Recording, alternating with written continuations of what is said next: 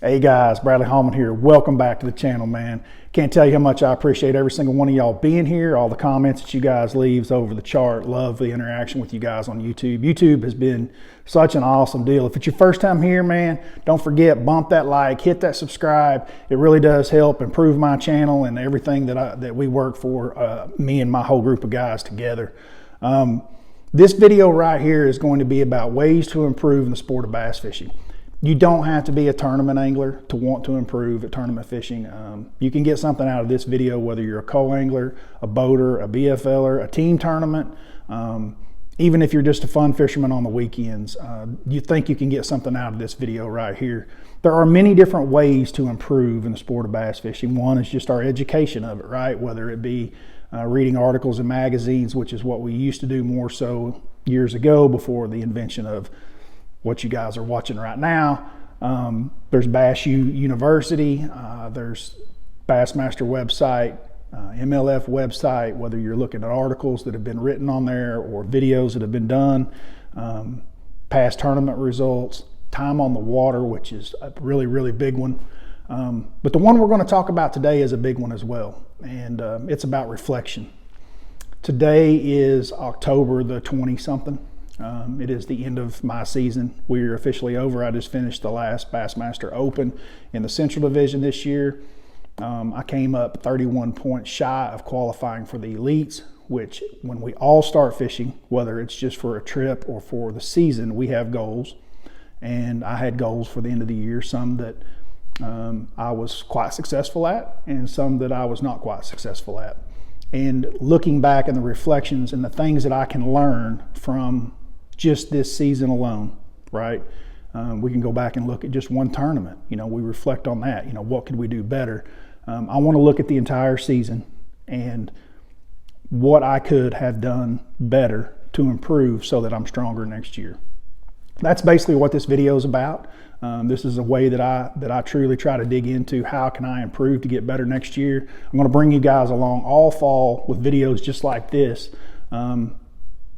preparing for next year, my ideas, what I'm going to fish, and then how to prepare, how I do tackle and all those kinds of things. I think those are some pretty interesting videos as far as organization and things like that, whether it be out in the garage, ordering tackle online, research, things of that nature, things that will help you improve to become a better bass fisherman. So guys, click seatbelt, hold on, here we go.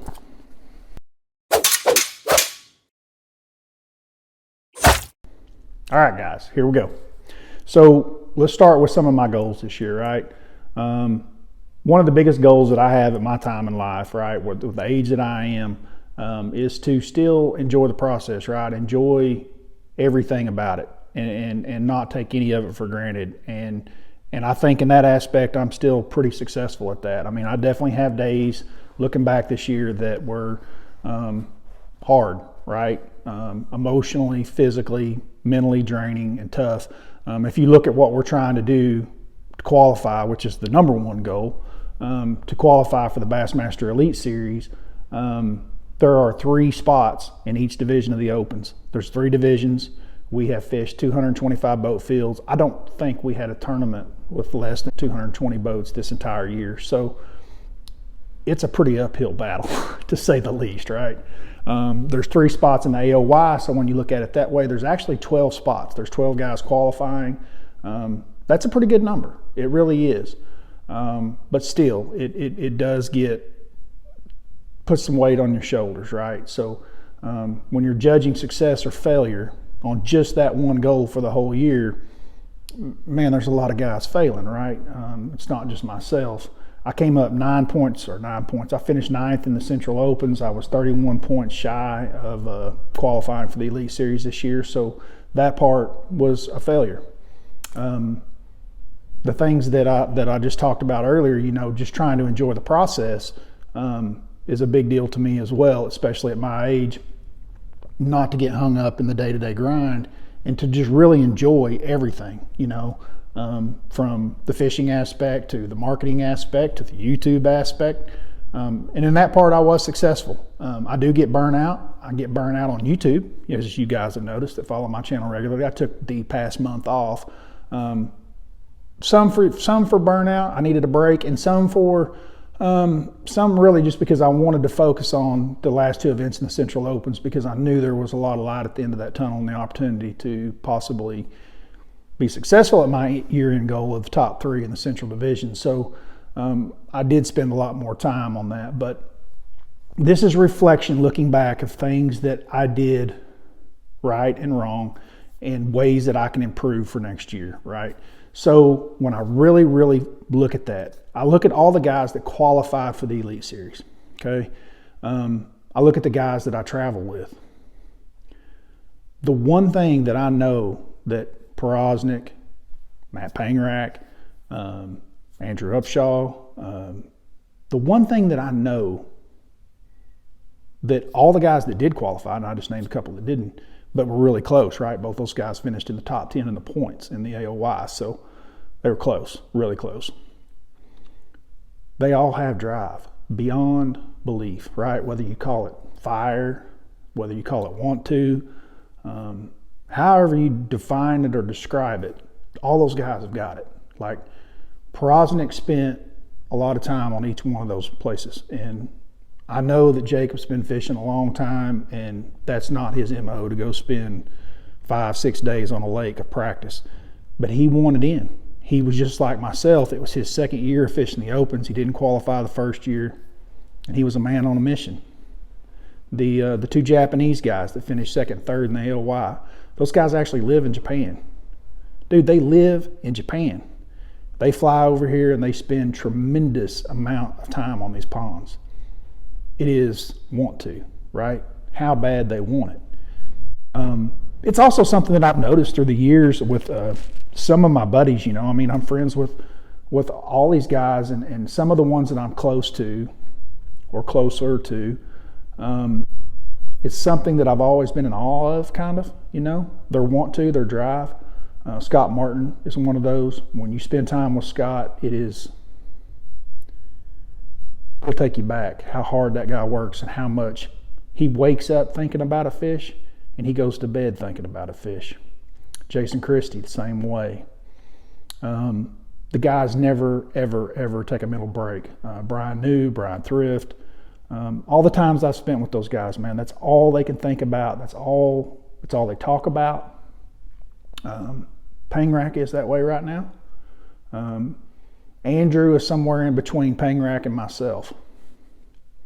I have always had a hard time, I would say probably for sure for the last 10 years, I've had a hard time staying at that level of want to. And I don't know how you fix your want to, right? Like, how do you fix your want to? How do you make your fire burn harder?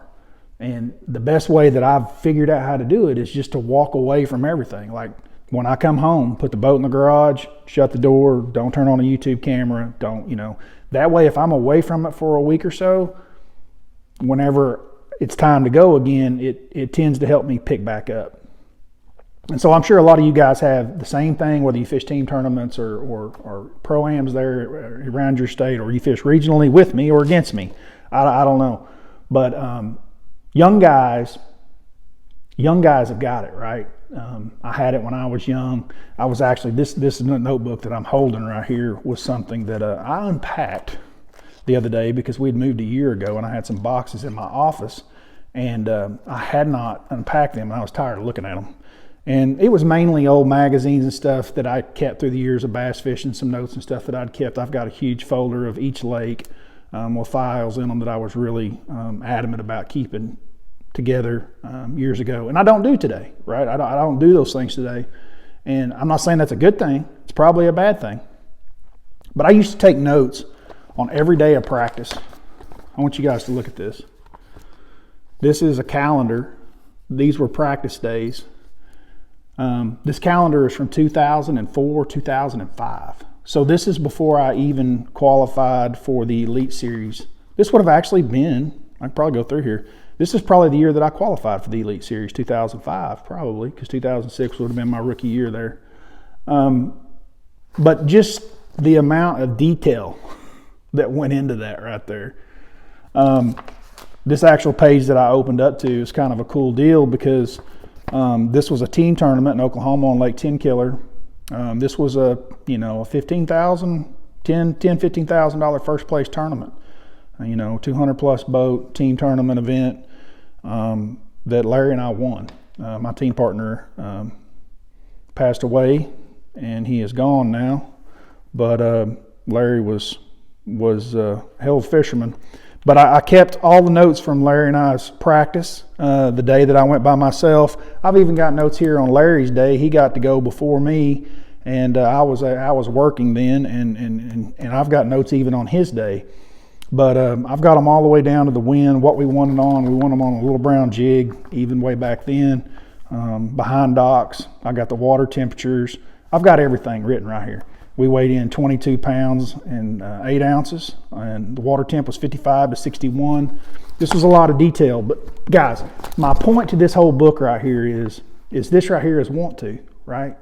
And when you're young, man, it's easy to have that want to. And so when I really reflect and look back for next year to improve, I've got to improve my want to. I'm not saying that this year I didn't try or I didn't have want to. I do. But I know just from being around some of these guys that I don't have it the way they have it. I just don't burn the way they burn. So I don't know exactly, maybe you guys can leave some comments below if you've got ideas of how you can bring back that fire other than just being away from it, separating yourself from the grind of bass fishing. It's easier when things are going well. When you're doing well in events and you're on that roll, it's easy to maintain that. It's tough to maintain that when results are not coming out the way that you would like for them to. And I'm not talking about 150th place finishes. I'm talking about being hard on yourself even after a 50th place finish or 60th place finish. Out of 225 boats, which in all reality, you're beating at finishing 50th place, you're in the top 25% of the field, but yet you're still not obtaining the goals that you set forth at the beginning of the year. So trying to keep up with that want to becomes difficult at times. So like I say, if you guys have got some ideas for me, drop them below. I'm going to talk some more about this. All right, so looking back on the year, some of the things that affect your want to, right? For me personally, for all of us, is distractions. What kind of distractions do we have? A lot of us have families. Family is a distraction, for any of us in any profession. It's not just professional bass fishing. Fishing is a tough one because it involves a lot of travel and being away from family. And so therefore, whenever you get back with the family, it's a distraction, right? You can't just come back home, pick up right where you left off from the day before where you've been fishing for the last 7 days straight, and then just get right back into the grind because there's ball games to go to, there's schoolwork to do, kids that you haven't seen, things that you want to do with them that take away from your time that could be spent grinding away at becoming better at bass fishing. That's something that I have always balanced pretty well, I feel like. I've always kind of leaned to the favor of my family instead of the favor to my career, because that's just kind of where I personally draw the line. Some of this stuff's not easy to talk about, so if you guys, understand what I'm saying, we all make sacrifices, right? And some guys are willing to sacrifice some things for their career that others aren't. Family's one of them that I've kind of drawn the line on. But it definitely is a distraction on being better at my particular trade, which is professional bass fishing. Another big distraction for a lot of us is other interests, right? Now, this is one that we do have control over. One of my biggest other interests, luckily for me, it only is seasonal, is college football. And I have been obsessed with college football since I was young.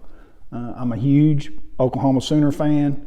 We have a very successful football program here. I have season tickets. It's a big family affair. We go down and spend the entire Saturday. Have a motor home. A lot of times we take it. We even stay down there, tailgate, and then come back and stay at night. And then Sunday morning, after everybody's gone, we wake up and pack things up. And so it consumes the entire weekend.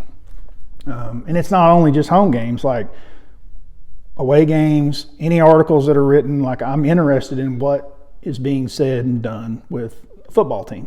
Now, part of me realizes that I'm a 46-year-old grown man that has no control over what happens with a bunch of college kids, and I realize that. And so there's really no point in being so consumed in college football. But I'm just throwing this out as an example. Whether it's, for some of you guys, it's golf, some of you guys, it's tennis. What I can tell you is that at a local level, a team tournament fishing, I've had a lot of friends, buddies come to me and be like, Hallman, how do I get better at fishing tournaments? I want to do better at Grand every year. I want to do better at Eufaula every year. The biggest thing that I know a lot of those guys is, while they are good fishermen, they're also good golfers, or they're good at badminton. I don't know, but they have other interests in life, and they're good at 3 or 4 or 5 or 6 different things, but they're not great at any of them, right?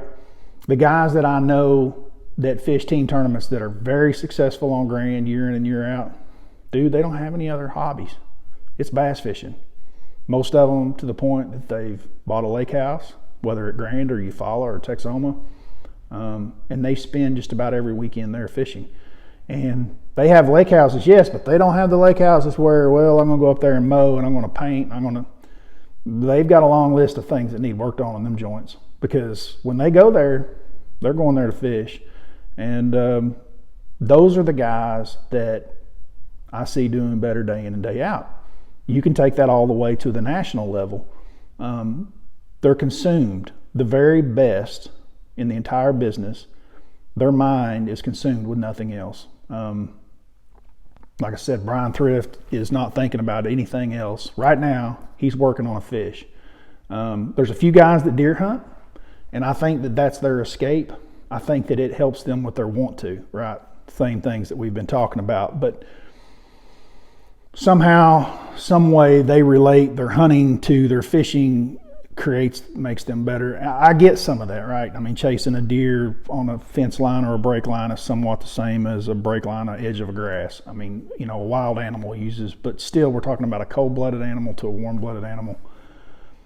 I think the biggest thing for the guys that hunt a lot is the same thing football is to me. It's a mental break away from bass fishing to help them keep from burnout, right? So to avoid burnout. Roommates are another distraction. No matter how hard you search for your best friends or whoever you're going to travel with, no matter how much you're stringent about who you will and won't stay with, I stay with some of my very best friends in life, dude. And at the end of the day, some of them at times can be a distraction. Let me throw Castledine under the bus. Todd's a talker. Todd likes to talk, and I love the boy to death. I've known him forever. I've got all the respect in the world for him as a family man, as a fisherman. We've been really good friends for a long time, but that dude can wear on me. I mean, he talks, and you're tired at the end of the day. His confidence, his self-confidence in fishing roars. It's his biggest strength. It's why he's won 4 AOYs in that Texas Toyota division in the last 10 years. He's never at fault for a bad day. Like it's something else. And it's a strength. It's a strength in fishing. And but in the house, sometimes at night, he's so confident about every little thing that he finds, even if it's not the deal, that's what it is. And sometimes that's a distraction. Just parking, right, at a house that you stay at. If you end up at a place where we've all got to park single, say it's a really long driveway and they don't want you to get off the driveway, and so everybody's got to back in, so the last guy and the next guy and then the next guy.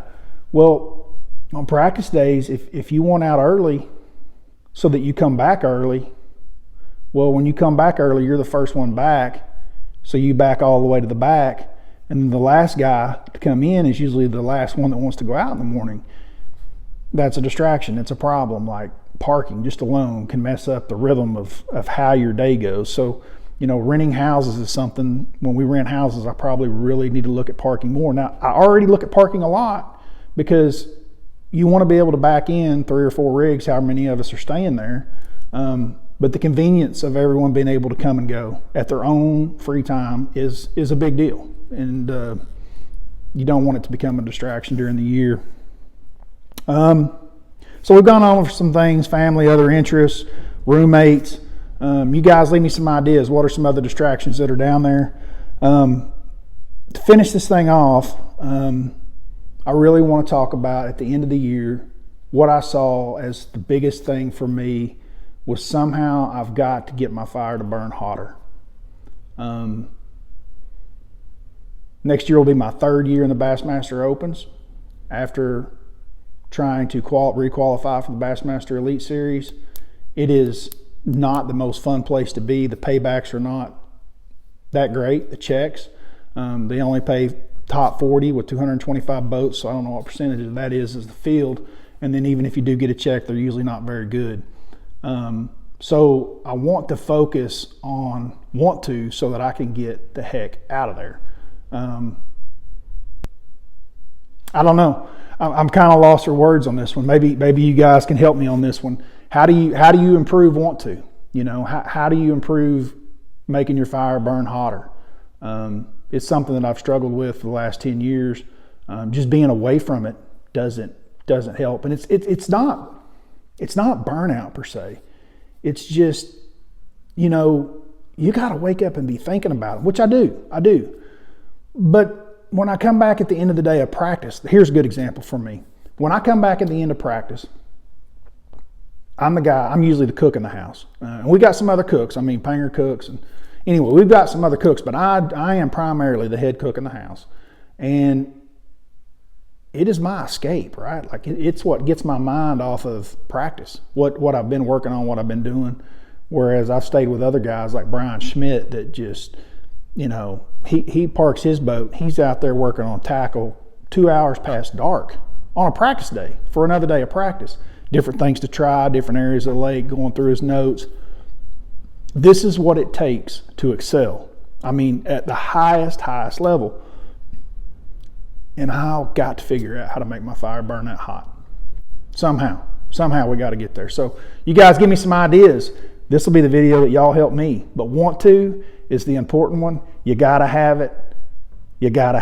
Want to. So guys, till next time, don't forget, bump that like, hit that subscribe. We'll see y'all. I'm out of here.